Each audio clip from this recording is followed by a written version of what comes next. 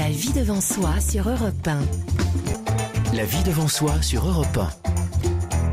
Isabelle Quenin. Cet après-midi, nous sommes avec Sonia Boros, éducatrice spécialisée, équithérapeute. Dans son écurie, il y a à peu près une quinzaine de chevaux soignants, de chevaux thérapeutes. On sera tout à l'heure avec Charlotte, maman de Jules, 6 ans. Jules, jusqu'à il y a peu, souffrait de troubles de comportement. À l'origine de ces problèmes, du harcèlement scolaire en maternelle. Les parents n'ont rien vu grâce aux chevaux. Jules, un double poney, Jules va très bien. Et on sera également tout à l'heure avec Camille, adolescente dépressive, très solitaire, qui s'est également soignée grâce aux chevaux. Alors aux chevaux au pluriel et à un au singulier, Hercule, qui est devenu son cheval. Sonia, bonjour. Bonjour. Vous êtes équithérapeute. Déjà, c'est un super vétérinaire, c'est un psy pour les chevaux. Ça se passe comment en fait ? Quelle est la formation ? Alors, pour être équithérapeute, il faut avoir un diplôme dans le secteur médico-social. Il y a différentes formations d'équithérapeute qui existent. Moi, je l'ai faite à la Société française d'équithérapie. Donc, il faut avoir un diplôme dans le secteur médico-social, un niveau, on va dire, à cheval, galop 6. Bien sûr, parce qu'il faut connaître les réactions du cheval, parce que gérer un patient, un cheval, et en même temps, ce qui se passe dans la thérapie, ça demande de l'entraînement et de l'énergie et de la connaissance. Et donc, on peut faire cette formation un peu partout, notamment à la Société française d'équithérapie. Un cheval, c'est grand, forcément, oui. C'est lourd, parfois plus de 500 kilos. C'est moins peluche qu'un chat ou un chien. Qu'est-ce que ça apporte à vos patients ou à vos élèves ? Je ne sais pas quel est le titre. Alors, des patients. Alors, c'est vrai qu'un cheval, il est non jugeant. Il va être doux, il va être chaud, il va être très fort de symbolique, parce qu'il va pouvoir autant représenter la mère que le père, l'autorité, etc. Mais aussi, il est porteur. Un chien, un chat, on ne peut pas se mettre dessus. Et il est porteur, donc il va nous permettre de travailler sur le lâcher-prise, grâce à la relaxation notamment, où on allonge les patients, et puis faire un retour psychique à la mère. Là, on va vraiment être dans le thérapeutique. Est-ce que le lien se crée facilement, ou est-ce qu'on est un peu affolé par la taille de l'animal ? Ça peut faire peur, un cheval. Ça peut faire peur. D'ailleurs, j'ai, on va dire, 80% de mes patients ne connaissent pas le cheval et ne savent pas monter à cheval. Donc, il n'y a pas besoin de savoir monter à cheval pour faire de l'équithérapie. Maintenant, oui, ça peut faire peur, mais il s'agit de les mettre en confiance. Et puis, les chevaux que j'utilise sont quand même des chevaux qui sont plutôt sensibles à l'écoute et qui amènent aussi comme ça ce lien à faire avec le patient. Vous avez suivi une formation. Est-ce que le cheval aussi suit une formation ? Alors, le cheval ne suit pas de formation spécifique. Alors, quand même, on lui apprend à être désensibilisé à tout ce qui est bruit, gestes. Il y a des patients qui contrôlent pas forcément leurs gestes, qui peuvent courir dans tous les sens. Mais moi, je dirais que quand je les essaye, les chevaux dans le centre équestre où je vais travailler, je leur demande juste de me donner qui ils sont. Parce qu'il y a des chevaux qui attendent qu'on leur mette une selle et qu'on monte dessus. Et ça, ce ne sont pas des chevaux qui vont pouvoir travailler avec moi. Ou il y a des chevaux trop sensibles. Et là, le moindre bruit, il saute en l'air. Là, c'est pareil. On a vu tous, il y a eu un très beau reportage qui lui était consacré, ce cheval, Peyo, qui est à Dijon, qui rend visite aux résidents d'une maison de retraite. Alors il a plus de fer au pied, à ses sabots, pour éviter qu'il ne dérape dans les couloirs sur le lino. Oui. Il est complètement désinfecté à chaque visite. Oui. Il a appris à faire ses besoins avant, après, mais jamais pendant. Et quand il a envie de faire pipi, pendant qu'il est dans la maison de retraite, il sait très bien expliquer qu'il doit sortir. Il va dans les chambres, il prend l'ascenseur, l'ascenseur brancard. Dès qu'il arrive, on a pu mesurer à quel point les tensions s'apaisent, le calme s'installe. Est-ce que c'est quelque chose que vous mesurez dans toutes vos séances ? Le cheval apaise. Ah, complètement. J'ai des patients qui sont en tension, notamment on pourra parler de Jules tout à l'heure, sa maman pourra en parler. Jules, il peut des fois bâiller. Et alors que c'est un enfant qui est vachement en tension, qui grince des dents, voilà. Donc et je laisse aussi beaucoup de temps à mes patients d'être dans ce moment de silence et juste de lien avec le cheval, et ça les apaise. Souvent, je mets de la musique. Je pense notamment à une patiente qui adore natter son cheval en musique, et elle prend du temps comme ça pour réfléchir, et elle s'apaise. Vous dites, et on va en parler tout au long de cette émission, que le cheval est un miroir de nos émotions. Donc effectivement, totalement. Si on est calme, il va être calme. En revanche, si on est énervé, il risque de s'énerver aussi. Oui, il va montrer de l'énervement. Et à nous de le gérer. À nous de le gérer, mais ça, par exemple, j'ai pu voir avec un groupe de personnes sous main de justice. J'ai fait des stages TIGE avec le SPIP de Paris. Est-ce que vous pouvez refaire la même phrase en nous expliquant? Oui, alors les stages TIGE, travaux d'intérêt généraux, donc Oui. des personnes sous main de justice qui ne sont pas incarcérées, mais qui ont eu des soucis avec la justice et qui ont des travaux à faire. C'est une peine. Et donc on avait monté un peu un stage protocole, innovant avec le service pénitentiaire d'insertion et de probation. Pour leur apprendre à travailler sur eux-mêmes grâce à ce stage. D'habitude, ils vont faire du gardiennage, nourrir les plantes, arroser, faire les plantes vertes, etc.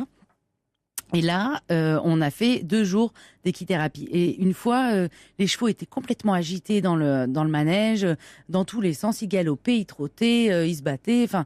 Et je leur ai dit, écoutez, vous savez quoi, on va tous se rassembler. On s'est mis au milieu du manège et je leur ai dit, on va s'asseoir, on va s'accroupir et respirer. Et une fois qu'on a fait ça, les chevaux se sont arrêtés, se sont calmés, nous ont regardés. Et là, il y en a un qui a dit, mais c'est magique. Et c'est ça, en fait. Dans un instant, on sera en ligne avec Charlotte, la maman de Jules. Je vous le disais, Jules a 6 ans. Il était en stress permanent, il a été harcelé à l'école. Ses parents ont découvert ce harcèlement, non pas chez un psy, entre guillemets, classique, mais en lui faisant faire de l'équithérapie. On en parle après un titre, America, A Horse with No Name. On aurait pu vous mettre aussi Hugo Frey avec Stu Ball. On a préféré America. La vie devant soi sur Europe 1, Isabelle Quenin. Et cet après-midi, nous sommes avec Sonia Boros, éducatrice spécialisée, équithérapeute en ligne. Nous sommes avec Charlotte. Bonjour. Bonjour. Vous êtes la maman de Jules. Jules a 6 ans et vous lui avez fait suivre, il a suivi des séances d'équithérapie parce que vous vous rendiez compte qu'il avait du mal, qu'il était stressé, qu'il dormait mal et vous avez pu identifier un problème de harcèlement scolaire. Tout à fait. Dès la petite section de la maternelle. Oui, exactement. Ça s'est révélé là, cette année en grande section. Ça faisait plusieurs années, donc du coup que ça s'était installé. On sentait bien un malaise. À la base, Jules est un enfant qui est de toute façon, qui a toujours été très angoissé suite à des soucis de santé, tout petit. Il avait du mal à verbaliser, il avait du mal à s'exprimer, il était rarement serein et pas très confiant. Et ça, il en découlait aussi effectivement des nuits assez difficiles. Il a commencé l'équithérapie en septembre dernier et il a pu commencer à nous raconter son mal-être et puis ses difficultés rencontrées justement à l'école 3 mois après. Il a commencé enfin à pouvoir... C'est grâce à l'équithérapie qu'il a pu parler, mettre des mots sur ce qu'il ressentait. Je pense, oui, en grande partie. C'est-à-dire qu'on sentait un malaise depuis 2 ans. On savait à peu près de quoi il en retournait, mais c'est la première fois que lui pouvait l'identifier avec ses mots à lui. Est-ce que vous vous souvenez de sa première rencontre avec un poney? Donc, puisque l'équithérapie, quand on a 6 ans, ça passe par un poney, non pas un cheval, question de taille. Je crois que son poney s'appelle Boy. Boy, oui, exactement. Comment s'est passé le premier contact?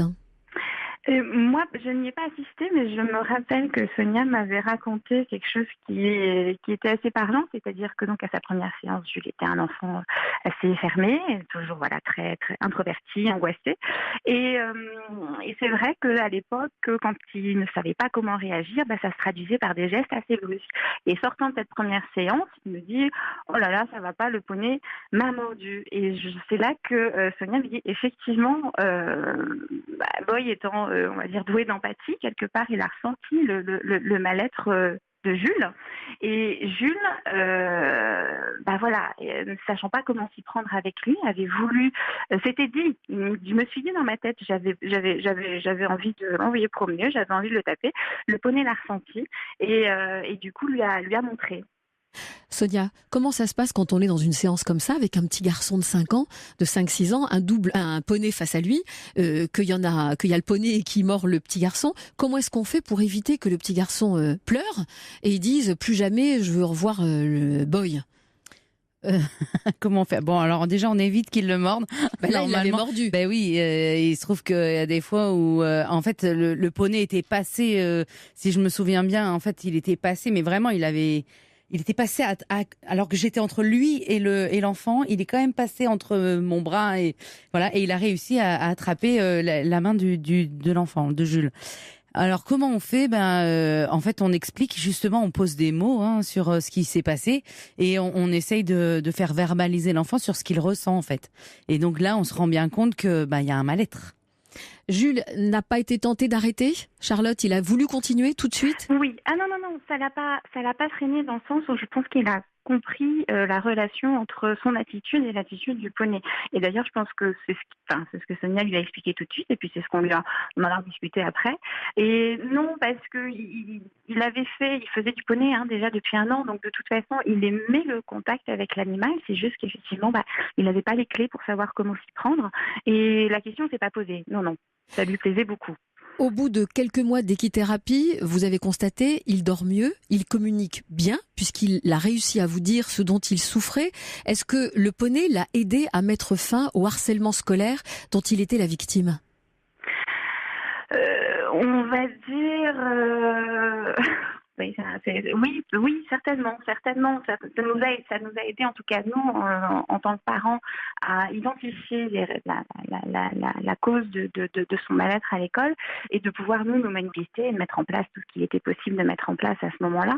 Maintenant, d'une manière plus générale, l'équithérapie lui a appris, a débloqué quelque chose chez Jules, et il nous a permis de communiquer avec lui et aussi lui de pouvoir communiquer à l'école. C'est un enfant qui n'allait pas vers ses camarades, qui parlait très difficilement à ses enseignantes.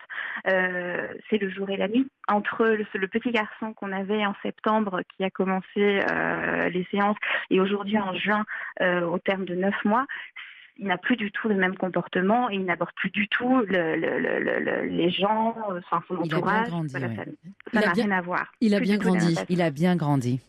Oui. Merci Charlotte pour votre témoignage. On embrasse Jules bien sûr et dans un instant on sera avec Camille, un peu plus âgée, adolescente en terminale. Elle aussi a choisi les chevaux pour aller mieux. La vie devant soi sur Europe 1. La vie devant soi sur Europe 1. Isabelle Quenin. Et cet après-midi, nous sommes avec Sonia Boros, équithérapeute, et on est également en ligne avec Camille. Bonjour Camille. Bonjour. Vous êtes en terminale, alors la phrase totalement lourdingue, c'est le bac dans 3 jours, comme si vous ne le saviez pas. Tout va bien? Oui. Je sais que vous êtes en S et que vous voulez faire médecine. Oui, c'est tout à fait ça. Donc, est-ce qu'Hercule vous a aidé dans vos révisions? Hercule est le double poney qui vous assiste pendant les séances d'équithérapie. Alors, maintenant, je ne travaille plus avec Hercule, mais j'ai travaillé un moment avec lui, effectivement. Surtout l'année dernière, donc pendant mon année de première. Il m'a permis de comprendre ce que je ressentais et de m'apaiser par moments, puis de m'ouvrir aux autres aussi beaucoup. Alors, vous nous avez expliqué que Hercule vous avait aidé à apaiser votre colère. Pourquoi vous étiez en colère comme ça? On n'a jamais vraiment, avec mes parents, trouvé la raison. La seule chose que je peux dire, c'est que j'ai toujours été en colère depuis que je suis toute petite, ce qui fait maintenant presque 18 ans. Je sais pas. Mes parents ont toujours été quand même très ouverts et ont toujours essayé de comprendre. Mais la raison en particulier, il y en avait pas, on ne sait pas particulièrement. Il faut juste que j'apprenne à la maîtriser, cette colère, et ça va beaucoup mieux. Vous avez suivi des thérapies classiques, ça n'a rien donné? Être assis sur une chaise dans un bureau où l'air ne circule pas, je crois que c'est pas pour moi. Faut savoir que l'environnement dans un manège à l'extérieur où quand il pleut, il fait froid et on a le droit de se déplacer, de bouger et de respirer, ça me plaît plus. Ouais. On disait en démarrant cette émission, Camille, que le cheval est le miroir de nos émotions. Est-ce qu'au début, sur le premier contact, vous avez l'impression qu'Hercule, il a senti votre colère? Alors, je ne sais pas si Hercule a ressenti ma colère, mais je suis aussi très fermée au contact. Et Hercule venait beaucoup dans ma zone de confort et ça me dérangeait beaucoup. Et Sonia m'a fait comprendre que, en interprétant le comportement du cheval, que le cheval se comportait comme ça pour venir justement, qu'il réagissait à mon mal-être, à mon malaise. Sonia, c'est assez drôle quand on a une jeune fille, une adolescente en colère, comme l'était Camille jusqu'à l'année dernière, et qu'on lui donne un cheval qui s'appelle Hercule. Comment vous faites le couple entre le patient et le cheval? Qu'est-ce qui a fait chez Camille, que vous lui ayez donné Hercule? En fait, en général, j'essaye de proposer 2-3 poneys ou chevaux, enfin à la taille du patient. Et c'est le patient qui va choisir. Et généralement, il se trompe pas parce qu'il va choisir celui qui va lui renvoyer exactement ce qu'il lui faut. Pourquoi vous avez choisi Hercule, Camille ? Je pense que le choix n'est pas, comment dire, on s'en rend pas forcément compte. Je sais pas. Il avait une moustache qui me faisait rigoler. Qui vous rappelait quelqu'un, peut-être, je sais pas. Non, dans ma famille, j'ai personne qui a une moustache, mais bon, il me faisait penser, je sais pas, ça se passait bien. Il est drôle, Hercule. Ah bon ? Il est drôle, ouais. Et ça se traduit comment, l'humour chez un cheval ? En fait, c'est dans ses comportements. C'est vrai que déjà, la moustache, il y en a pas beaucoup qui ont une moustache. Il a une vraie moustache. Et puis, je pense que aussi dans sa façon d'aborder l'autre, de regarder, de bouger, il peut être rigolo. Il fait un peu clown. Et je crois que Camille, au fond d'elle-même, elle est comme ça. Ou en tout cas, elle était comme ça. Elle le savait peut-être pas. Et elle a retrouvé ça, je pense, grâce à l'équithérapie. Je me trompe, Camille ? Non. Est-ce que, alors, vous avez décidé d'arrêter, vous avez mis en place avec Sonia justement une sorte de protocole de fin de cours d'équithérapie, et vous avez décidé pourquoi ? Est-ce que Hercule va vous manquer ? J'ai pas pour habitude de m'attacher particulièrement à quelqu'un. Alors, c'est pas un manque, je ressens pas un manque, mais j'ai de très bons souvenirs en tout cas de mes séances. Ce pourquoi j'étais venue, ça avait été réglé. J'arrivais à aller vers les autres, j'arrivais à m'ouvrir et j'arrivais à rigoler et à pas forcément m'énerver. Donc, Sonia, je pense qu'elle préfère faire des thérapies qui sont plus courtes mais qui sont concentrées sur une chose en particulier. Et quand ce problème est résolu, ça sert à rien de continuer particulièrement, autant arrêter. Et puis s'il y a un jour un autre problème qui survient, autant revenir et retravailler particulièrement sur ce problème. Moi, c'est ce qui s'est passé, donc j'ai réglé mon problème. Donc vous n'êtes plus en colère, Hercule vous a aidé, il vous a apaisé ou il vous a appris à gérer votre colère et les mouvements de colère. Vous avez dit dans le début de votre réponse, je n'ai pas pour habitude de m'attacher aux gens. Oui. Alors, est-ce que vous pensez que c'est quelque chose qui peut vous amener à revenir voir Sonia un jour, parce que peut-être que le cheval aussi peut aider à régler ce problème de non-attachement, Sonia ? Moi, je pense que oui. Après, Camille, c'est un élément dont on a déjà parlé ensemble, je pense, au niveau de l'attachement. Mais pour l'instant, ça ne la gêne pas. Donc, en effet, je suis plus sur des thérapies brèves, comme l'a dit Camille, et que quand elle désirera retravailler un élément, notamment peut-être celui de l'attachement, elle reviendra peut-être me voir ou elle ira voir quelqu'un d'autre. Pour l'instant, c'est les priorités, Camille, le bac S. On pense très fort à vous, ça commence lundi. Et en tous les cas, je sais pas, envoyez une carte postale à Hercule. Ah oui. Parce que peut-être que vous allez lui manquer beaucoup. Non ? Oui, je lui ramènerai un petit morceau de pain, comme tous les vendredis. Ah, bon courage Camille. Merci Camille d'avoir été avec nous cet après-midi avec votre témoignage. On va voir que les chevaux, ce n'est pas que pour les enfants ou pas que pour les adolescents. Ça marche également très bien sur les adultes. Le cheval, il a une qualité essentielle. Il ne nous juge pas. La vie devant soi sur Europe 1. La vie devant soi sur Europe 1. Isabelle Quenin. Et on parle cet après-midi des chevaux qui nous soignent quand on ne va pas bien. On est avec Sonia Boros, qui est éducatrice spécialisée, équithérapeute. On a parlé, Sonia, des enfants petits, Jules, 6 ans, de Camille, bientôt 18. Vous vous occupez aussi d'adultes qui ont des problèmes d'addiction. Et vous vous occupez, vous en avez un peu parlé tout à l'heure, de détenus ou de délinquants. Est-ce que ça fonctionne exactement de la même façon sur un adulte ? Est-ce que les ressorts sont les mêmes ? Alors, là où ça va être assez similaire, c'est que le cheval ne va pas juger. On va quand même avoir des exercices un peu différents et ma pratique aussi. Alors, c'est vrai que donc je travaille avec les personnes qui souffrent d'addiction, tout type d'addiction, les délinquants qui sont en centre éducatif fermé ou même en milieu ouvert, et les détenus ou personnes sous main de justice, comme je l'ai dit tout à l'heure, qui ont des tiges. Après, le cheval, il va être... ce que je vais proposer avec le cheval va permettre à la personne de prendre conscience de ses comportements et de pouvoir les modifier. Donc, par exemple, pour les délinquants, on va essayer de travailler sur le passage à l'acte, la récidive, savoir respecter des règles. Comment on fait ? Qu'est-ce que vous leur faites faire comme exercice avec un cheval qui peut les éduquer contre une éventuelle récidive ? C'est savoir respecter les règles, déjà, par exemple. Donc si je donne un exercice où il faut pas toucher le cheval, pas parler, déjà ils vont devoir aller chercher au fond d'eux des ressources nécessaires pour y arriver. Et parfois, ils veulent aller plus vite, donc ils vont transgresser la règle. Et donc là, on prend le temps de donner une conséquence qui peut être positive ou négative, mais c'est eux qui la choisissent. Bien souvent, ils choisissent une conséquence négative. Et après, ils exécutent l'exercice comme ça jusqu'au bout. Et on leur apprend aussi à aller au bout d'un objectif. Parce que c'est ça aussi, savoir et pouvoir s'en sortir, c'est de pouvoir aller au bout d'un objectif. Il arrive fréquemment que, face à un délinquant par exemple, il y a une histoire que vous m'avez racontée, le cheval qui ne comprend pas ou qui est maltraité boude. Oui, ça s'est passé une fois, ça. Oui, et en effet. Qu'est-ce qui s'est passé? C'était des jeunes donc qui avaient 15-16 ans et qui ont voulu jouer les gros caïds face aux chevaux et qui ont trouvé une grande cravache dans le coin du manège et qui ont commencé à fouetter le sol comme ça et qui ont terrorisé les chevaux. Donc je leur ai fait comprendre que ils avaient terrorisé les chevaux comme ils terrorisent les gens à l'extérieur, dans la rue ou autre dans leur quartier, et que en face ils ne sont pas bien. Donc je leur ai demandé d'aller s'excuser auprès des chevaux. Auprès des chevaux. Ils y sont allés, mais sans aucune conviction. Et puis pas du tout envie de le faire. On voyait bien que ils disaient excuse-moi, mais ça ne marchait pas. Il revient et je lui dis regarde ce qui se passe. Le cheval reste au bout, les deux chevaux étaient restés au bout du manège, terrorisés, ne voulaient pas revenir. Et je lui ai demandé d'y aller et d'y mettre un peu plus de cœur et d'être sincère dans sa demande. Donc il y est allé et là en effet il a été sincère parce que quand il est revenu il me dit ouais ça marche pas. Je dis regarde derrière toi. Et il y avait les deux chevaux qui le suivaient.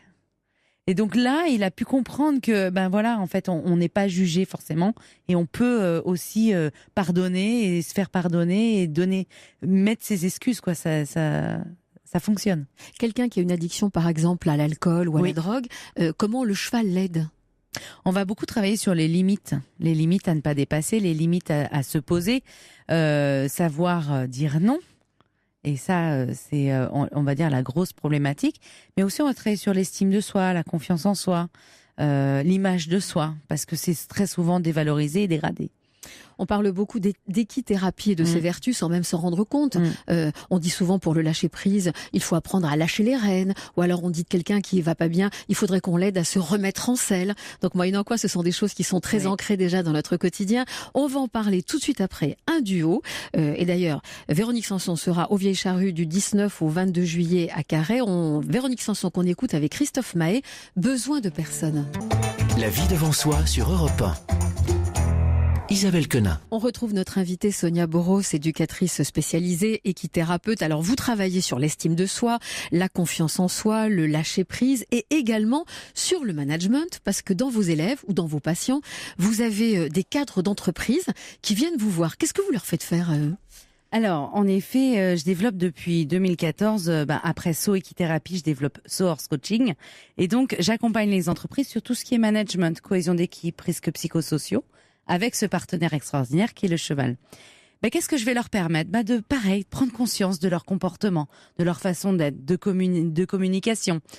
Qui fait quoi dans l'entreprise ? Les stratégies, le leadership, améliorer tout ça. On va vers de la performance, on va vers l'amélioration des compétences des salariés au service de l'entreprise. Alors, petit bémol, le cadre d'entreprise, quand il est dans son bureau, il n'a pas du tout le même comportement que quand il est dans un manège. Donc, est-ce que vous arrivez à le cerner quand même ? Justement, c'est ça qui est bluffant. À chaque fois, les gens sont bluffés par la méthode parce que ils se disent, mais comment t'as vu ça chez moi ? Et en fait, c'est le cheval qui va faire en sorte que, vous connaissez l'expression chasser le naturel, il revient au galop. C'est exactement ce qui se passe dans un manège. C'est-à-dire que vous pouvez essayer, même, je propose le recrutement grâce au cheval parce que justement, les gens, pendant le recrutement, il montre un certain masque et avec le cheval, on ne peut être que vrai en fait face au cheval. Donc là, ils sont bluffés parce que ils sont comme ils sont au quotidien.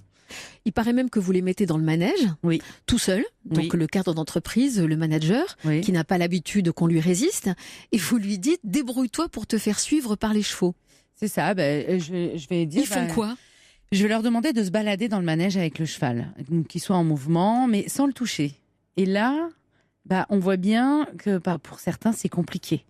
il y a un manque d'estime de soi, de confiance en soi, qui peut se dire mais non, je vais jamais y arriver, mais pourquoi, mais comment, et en général au bout de plusieurs minutes, voire séances, si je le prends en individuel, la personne y arrive. Et puis il y a aussi en groupe, je peux très bien mettre 12 ou 15 managers dans le manège, 4 poneys en liberté, et je donne des missions à chacun. Mais ils n'ont pas le droit d'en parler aux autres. Et en fait, là, on va voir ce qui se passe. Quoi comme mission ? C'est pas attraper un cheval contraire. C'est-à-dire que dans l'entreprise, des fois, il y a des gens qui ont des missions pas forcément contraires, mais qui vont pas dans le même sens que tout le monde. Et ça peut freiner. Donc, comment ça se passe ? Et là, on voit la gestion de conflits. On voit par exemple, je leur demande d'aller mettre aux 4 coins du manège. Et puis, à d'autres, je leur demande de mettre dans un carré au milieu du manège. Forcément, ils vont devoir aller attraper le poney qui est à l'autre bout. Et puis là, ici. Et puis, voilà. Donc, on va voir comment ils se comportent. Donc, ils s'amusent. Et en même temps, on travaille sur soi et après chaque exercice, on débriefe ensemble. Vous avez quand même des poneys qui sont des chamallows. Parce que avoir 15 cadres d'entreprise qui leur courent après dans un manège, ils sont de bonne composition. Non, des fois ils montrent leur caractère et ils galopent dans tous les sens, mais c'est ça qui est rigolo, parce que les gens sont obligés de se poser et de prendre le temps de réfléchir à comment ils vont faire et redescendre en tension. C'est aussi sur la gestion du stress, là. Pour le recrutement, l'exercice, c'est quoi ? Il y en a plein, des exercices, j'en ai des milliers, en fait. Ça va dépendre du poste, ça va dépendre du nombre de personnes. Si c'est en individuel, si c'est plusieurs personnes, on peut tout faire. Merci Sonia d'avoir été avec nous cet après-midi. On va continuer à parler d'équithérapie, puisque l'heure est venue d'accueillir Anne Cazobon, qui, elle aussi, pratique l'équithérapie, ou plutôt, c'est normal, il faut toujours que ce soit un petit... L'équitation consciente. J'allais dire l'éducation, mais c'est pas loin. L'équitation consciente. Et ça lui va très bien parce qu'elle va beaucoup mieux. Mais oui, qui l'aurait cru, pendant des années, moi, dans mon métier de journaliste et de réalisatrice, je me suis intéressée de très près au thème du syndrome post-traumatique, aux blessures visibles et invisibles, au traumatisme, en fait, de manière générale, mais aussi au traumatisme de guerre, aux gueules cassées d'hier et d'aujourd'hui. Le traumatisme, c'est très personnel, puisqu'on peut très bien vivre le même événement, le même accident, la même rupture, le même deuil, et être atteint de manière tout à fait différente que le voisin, parce que cela va raviver un trouble initial à chacun. Je n'oublie pas la maltraitance verbale, ces mots qui, on le sait aujourd'hui maintenant, laissent des séquelles profondes dans le cerveau. Alors pendant longtemps, moi j'ai tendu mon micro vers ceux qui étaient blessés, avant de le retourner vers moi et d'oser enfin prendre mes blessures à bras le corps. Parce qu'à ce petit jeu-là, si je ne m'en occupais pas pleinement, dans une vingtaine d'années, on y serait encore. Où ça ? À faire du surplace, à rencontrer incessamment les mêmes freins dans ma vie. Parce que tant qu'on n'a pas compris le nœud du problème, la vie vous resserre toujours le même plat, dans de la vaisselle différente, certes, sauf que la soupe a toujours le même goût. Simplement pour nous tester, pour voir comment, cette fois-ci, on va réagir. Et c'est donc sur un cheval que vous avez dénoué tout ça. Il s'appelle comment, votre cheval ? Je vais vous en parler tout à l'heure, mais il y a 3 ans, en fait, j'ai décidé d'apprendre à monter à cheval, mais pas dans un but de passer des galops, ni d'obtenir de diplôme, ça m'intéresse pas.